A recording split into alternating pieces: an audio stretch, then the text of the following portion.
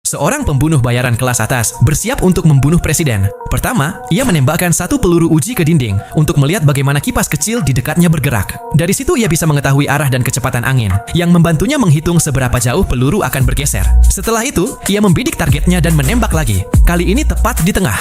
Ia menahan napas. Ketika presiden muncul, ia menarik pelatuk dan mendaratkan tembakan kepala yang sempurna.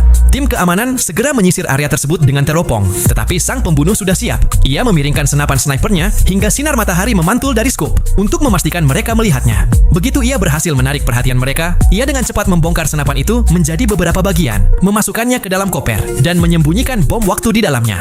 Tujuannya adalah menjadikan kamar hotel itu sendiri sebagai tempat kejadian, tanpa meninggalkan jejak bahwa ia pernah melarikan diri. Sebelum pergi, ia membunyikan alarm kebakaran hotel agar keamanan dan polisi bergegas menuju kamar tersebut. Lalu, ia dengan tenang masuk ke sebuah mobil yang sudah ia parkir sebelumnya dan pergi dari sana. Saat polisi berlari menuju hotel, sang pembunuh kembali memutar arah dan mengembalikan mobil umpan itu ke tempat parkir semula. Kemudian, ia masuk ke mobil aslinya dan melarikan diri. Dengan cara ini, meskipun kamera keamanan menangkap mobil pertama, itu tidak akan berarti apa-apa. Saat tim SWAT tiba di kamar hotel, bom waktu itu sudah meledak. Ledakan tersebut membakar segalanya hingga menjadi abu.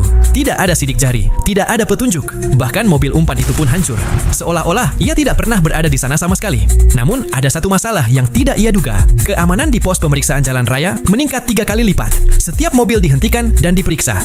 Meski ia menyamar sebagai pengacara, ia tetap diberhentikan dan petugas membuka bagasinya. Di dalamnya ada koper yang sama yang sebelumnya membawa senapan snipernya. Mereka memeriksanya, tetapi tidak menemukan apapun yang mencurigakan, sehingga ia dibiarkan pergi. Senapan itu telah disamarkan sepenuhnya. Tak satu pun bagiannya lagi terlihat seperti senjata. Gagangnya kini menjadi skop. Batang logam membentuk badan senjata. Kepala resleting berfungsi sebagai pelatuk. 4 peluru tersembunyi di dalam 4 roda koper. Semua orang terkejut. Tembakan itu diambil dari jarak 3.815 meter. Lebih jauh dari rekor sniper manapun di dunia. Sementara itu, sang pembunuh telah sampai di tempat persembunyiannya.